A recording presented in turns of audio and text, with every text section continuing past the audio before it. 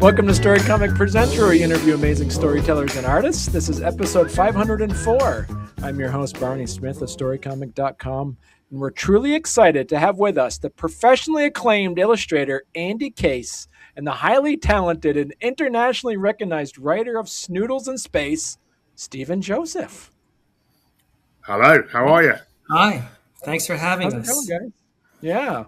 So you guys are, as we say, across the pond, which means that you are so excited that you probably looked at your alarm this morning and was like, I got a late night interview. Oh my goodness. Let me drink some coffee and tea just to make sure I stay up tonight. So it is 10 o'clock where you guys are now? Stephen's in New York, so he's it's a bit earlier than him. For me, it's about 10:15 p.m. Okay, there you go. Everything is dark. So you guys are here to talk about the Snoodles Universe? Yeah. Yes. Okay. We have like 4 books. Snoodles, Cadoodles, Poodles, and lots of noodles. Snoodles in Space, a Snoodle, Zoodle, Cadoodles, One Happy Schmoodle. Snoodles in Space, Episode 2, The Zoodles Strike Back, and Snoodles in Space, Escape from Zoodletraz. So that you have a Snoodleverse, basically, right? Yeah, it's huge universe. Yes, it's grown as the series has developed. It has grown into a big, massive thing with loads of different characters. That's the first Snoodles in Space book. Yeah, this is the first Snoodles in Space book we're looking at here. Yes, a Snoodle, the Zoodle Cadoodles, and One Happy Schmoodle. Yes. Okay. So talk to us a little bit about, for our listeners' sake, give us a little bit of background of the Snoodleverse. So it started out with Snoodles, Cadoodles, Poodles, and lots of noodles. And how it's set up is that everybody is driving in Krautmobiles, which runs on sauerkraut. And, it's nice. You get your, especially now with no oil going through, maybe you need a car that would run on sauerkraut. But the problem with having cars run on sauerkraut is that by the time everybody gets to work, you know what they smell like? Sauerkraut. Imagine like a bad burp, it's like, and then it's stinky and then no one's happy. And it's 10 o'clock in the morning. You feel like you need to take a shower. It's not good. So Herbie Snoodleman invented the Snoodle, which runs on noodles. So you could go to the Ramenoleum, fill up your Snoodle with noodles, and not only does your Snoodle go like the car, but when you get home, there's a ejection button, and it spills out a beautiful bowl of pasta with the sauce of your choice. Wow. Okay. But all did not go well. All did not go well with this. You don't put the mussels. If you have like mussels marinara it doesn't work with mussels. But just a sauce, you can still put it in the car. Okay. But obviously, the inventor of the Krautmobile, Sauer Krudelman, was very unhappy with the Snoodlemobile and its success because it put him out of business. And he needed to exact his mean and despicable revenge. Yeah, he did something like Herbie Snoodleman opens up an art museum, the Noodle Cadoodle Museum of Noodle Art, and he defaced the museum. It was terrible. So we worked through like a happy ending. Everything works out in that book. And then the next book, it turns out that Herbie Snoodleman and Sauer Krudelman happen to be brothers. And there's still kind of a grudge, but then they have a third brother, Norman Noodle, and his wife, Sally Strudel, and they get captured by the Zoodles. And the thing, what happens is that they have 2 kids, Brianna Brainy Brutal and Ricky Rockadoodle, and they, whenever the kids fail to do anything like simple, like make a bed or throw out the garbage, they always say, it's not brain surgery, it's not rocket science. And the Zoodles, they had this problem. Cloodle the Grand Roodle he had genius brain, which is not like our athlete's foot, but of the brain. It's like a fungus of the brain. So so they needed a brain surgeon, and their rockets were failing, so they needed a rocket scientist. So they were like probing the galaxy, and they heard these two bakers, they were just bakers, saying, it's not rocket science, it's not brain surgery. And that was the same phrase that people on Zoodle would use. And that's why there was no brain surgeons and rocket scientists left on Zoodle. They used to have many, many brain surgeons, but after a while, people got so intimidated to be a brain surgeon, no one wanted to bother. It seemed like too tough. So anyway, so they kidnap Norman Noodle and Sally Strudel, and so then stuff happened. Like the kids have to go go up to Zoodle actually to the spaceship to help save their parents. And then we have to reunite Herbie and Sour, who have been feuding since the first book, and they have to work together to get Brianna and Ricky up to Zoodle to save their parents. And Sour Krudelman, who opened up a deli, he invented the prickly peppered purple repulsion powered pickle. And you stick that pickle in a Snoodle, and it could fly 10 times faster than the speed of light. Which, so they needed to work together. Yeah. You probably already knew all of this already. Yeah, it's very simple story. Is Yes. Your latest one you're talking about is like Escape from Zoodletraz, right? Yeah, yes. Yeah. That's all about music. So we've expanded the. So the first Snoodles book, that was about Sal Kruderman and Herbie Snoodleman, and then the third book, there is the Grudel-mobile, Grimy Grudelman, who was before the sauerkraut. He's hell bent on revenge as well. Loads of emotions going on. And he works with Evil Zoodle, who is the leader of the Zoodles, to just deface all the water on Earth in a riotous act of revenge. That all goes terribly, and then we have to save the day there. And then the fourth book, Escape from Zoodletraz, we have the music of Noodleham. We introduce the music scene in Noodleham, which is an amazing music scene. Crudel the Grand Roodle comes down and goes, you know what? I'm going to be a world famous rock star on Earth, and everyone's going to love me. And he comes down and he absolutely sucks. Everyone hates him. Chucks noodles at him. He's just like disgraced.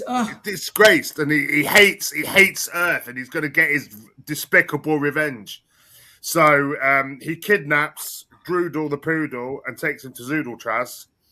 And Grandfarfoodle, the father of Noodle. Don't forget Schmoodle. Oh yeah, Schmoodle as well. Yeah, and they have to go to Zoodle and rescue them. You see, so it's a massive sci-fi epic over 4 books. So where does this one sit in the Snoodles universe? Is it a good entry point, or is it best that you read this read something else before you read Snoodles in Space? I would say that each book, Stephen wrote a kind of recap in each book. Okay. So you can actually read each book individually, because we always recap the story about where we are.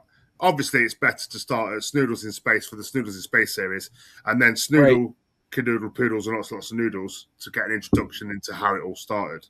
So buy all 4 books at the same time, and then read them one after the other, and then be incredibly excited should we release a 5th one.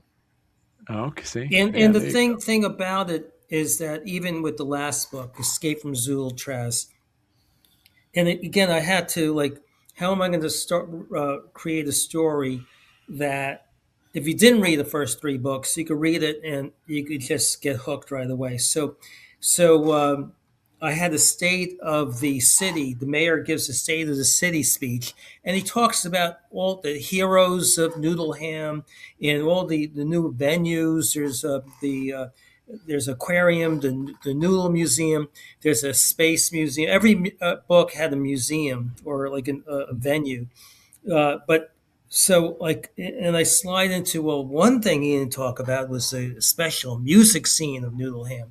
that start about Andy Danny Doodle, and you have Swifty Swoodle and Doo-Wop Doodles, which had the gazillion-dollar world tour, which got up to Zoodle, and that's why Cluedel wants to go to Earth. He thinks like he could get more gazillion. What's the number after gazillion? I don't even know, but Cluedel was determined to outdo Swifty Swoodle. So he sucked. Yeah, terrible. And he couldn't handle it because he's a narcissist. So Yes. as a result, he vows revenge, and revenge happens. Underneath the play on words and the jokes, what's the story about and what's the theme that for kids to take away from it? It's interpersonal relationships is a big theme about how you deal with people, how you deal with emotions, what's the best way to really interact with each other in a positive and loving way. There's quite a lot of sustainability kind of mentions in the book about how you treat the planet. And also, as Stephen was saying, your brain surgeon and rocket scientist, that kind of dynamic about how parents and kids communicate with each other, and sometimes that the power of words can have a deeper effect and have a more harmful effect than maybe you intend. So it's a very clever, yeah. And then the other thing that's always like I love doing is redemption stories. So that's kind of like throughout like the different books, like Sauer Krudelman is disgraced and he defaces the museum. He turns out to be a hero in the second book, and in the third book, Escape, the Zoodles Strike Back. You have Grumpy Grimy Grudelman. He has two kids, Frimpy Frumpy Fruidle and Wimpy Whiny Woodle. And this, like, I mean, I love when like there's like a lightning bolt hits my head. I was watching Charlie and the Chocolate Factory, and I noticed that there was a media frenzy, like all the TV crews and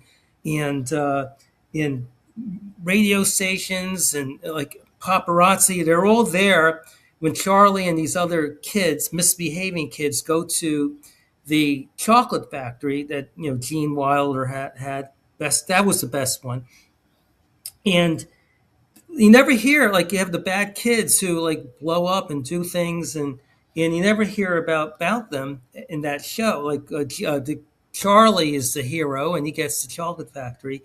We never know what happens to the kids. I'm thinking they must have been disgraced. It must have been all over the papers. They go back to school. Kids are making fun of them. So I said, let me make them the heroes. And I had Frimpy Frumpy Fruidle and Wimpy Whiny Woodle. So Frimpy Frumpy Fruidle had the Fitsy Witsy Pop Doodle. First he fits, then he wits, and then he popped. And Wimpy Whiny Woodle has a Swizzly Twizzly Slime-a-Doodle. So first she swizzled, and then she twizzled, and then she turned into a bucket of slime. Which, like I don't know if you've ever turned into a bucket of slime. It's not really good. So they went to school, and the kids were making fun of them. But then they overheard the plot to destroy the water supply by putting willy-nilly and dilly-dally dust into the water, turning everybody into willy-nillys and dilly-dallies. And they were going to start with Brianna Brainy Brutal and Ricky Rockadoodle, and that was terrible. So again, we made them the heroes, and it's almost that sort of thing. It's almost like an analogy because we were talking before about being Gen X, and if you think about what our childhood was like, we could make mistakes in isolation. There was no kind of record of us failing. But nowadays, when you've got kids growing up with social media and phones, and everybody's got a recording device in their pockets, these things stick, and that's kind of where we took these characters. They need a redemption story because there's going to be loads of kids out there who have embarrassing moments that are displayed to people who maybe never even intended to have this, understanding of their mistake. And it's like, how do you come back from that? And I think it's a really important point these days to acknowledge that and go, one moment in your life does not make you as a person. And Stephen's really done a really clever story idea there by turning these characters that were initially almost like villains of the story become the saviors of the story and become the heroes. Well, hey there. If you're enjoying our podcast, don't forget to subscribe on YouTube or leave us a 5-star review on your favorite podcast platform. Your support means the world to us and helps us keep this show going. We love hearing from you, so any feedback is welcome. And thank you for being a part of our podcast family and for all your support. It truly means a lot to us.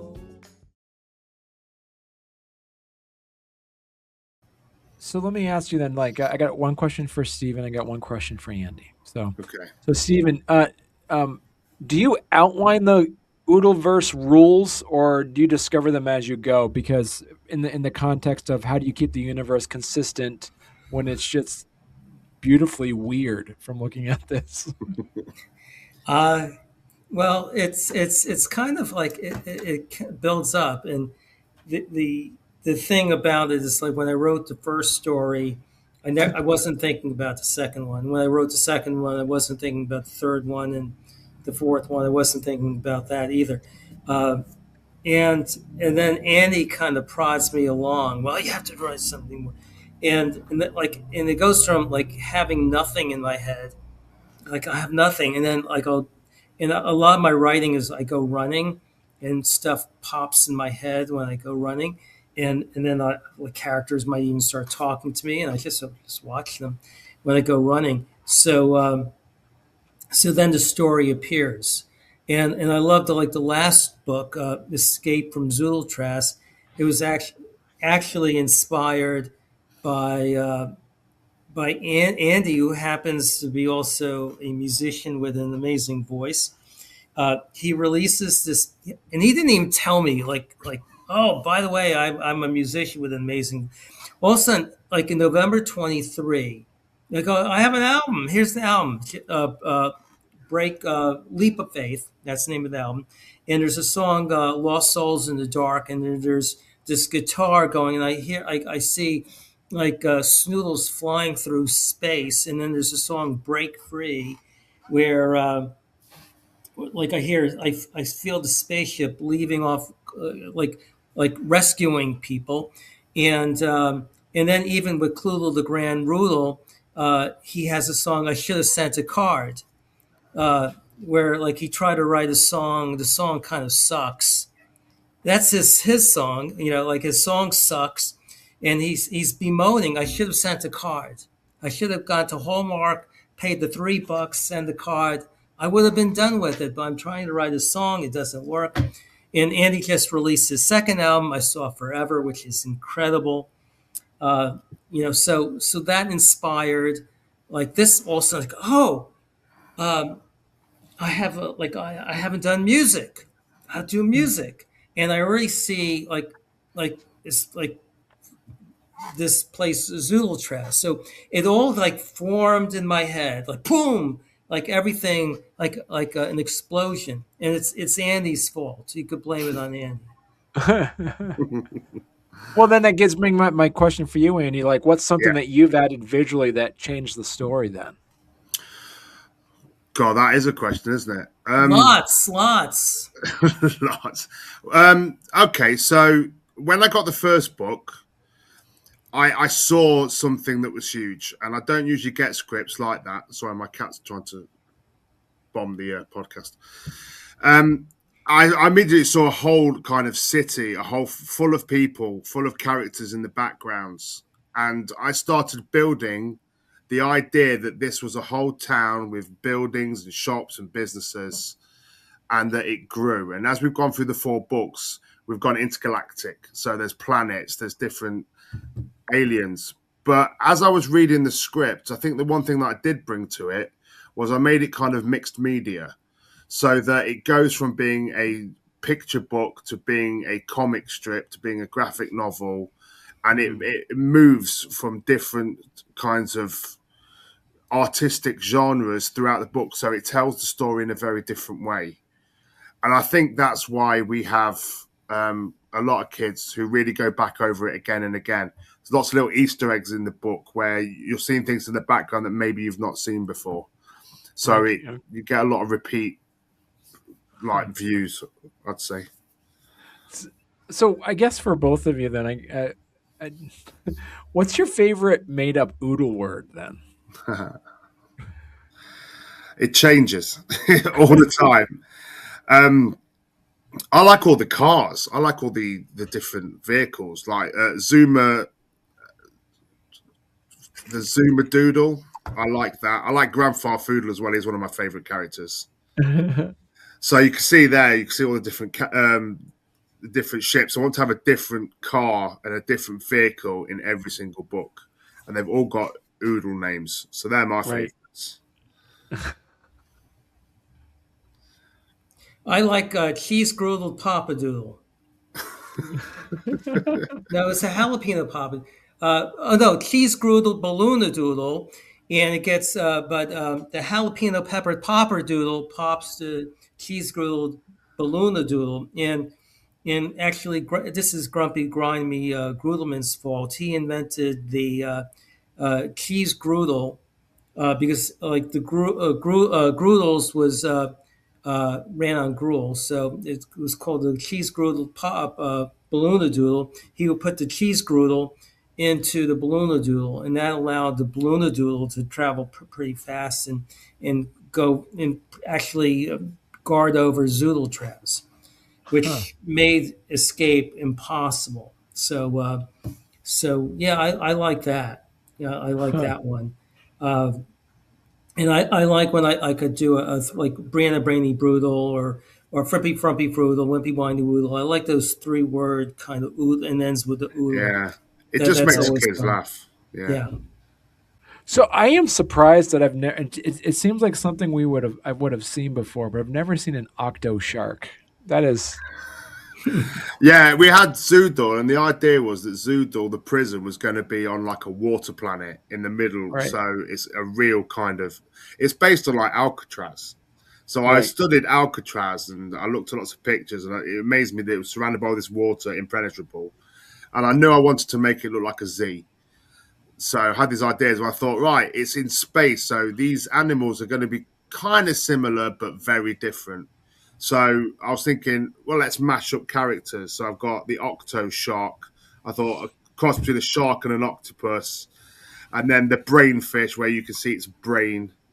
And then there's the water cyclops, who looks really friendly, to be honest, but he has one eye and he just sits on a rock. And it's that kind of thing about making it feel big. So you'll have lots of incidental characters that you never mention, but they're there. So I've got loads of favourite characters in this book that never speak and are never part of the story. So guys, if people want to learn more about Zoodles, where's the best place they could go to? Oh, there's so many good places. Well, there's StephenJosephAuthor.com, AndyCaseIllustrations.com. I'm active on TikTok. I'm always doing Snoodle videos on Steve.Snoodles. That's my name on TikTok. At Snoodlemania on LinkedIn. I also post videos, which are a lot of fun. Yeah. All the books are available on Amazon as well. Okay. And other sites as well. But Barnes and Nobles, all that stuff. Yeah. Walmart. Yes. Yeah, buy all 4. Excellent. Well, listen, you guys are going to come back on. The album Noodleham Rocks, which is an amazing album, is on Spotify, Apple Tunes, whatever, all those places. Yeah, YouTube. Yeah. Cool. Well, listen, you guys are going to have to come back on when you have your next Snoodleverse book. Thank you. That'd be great.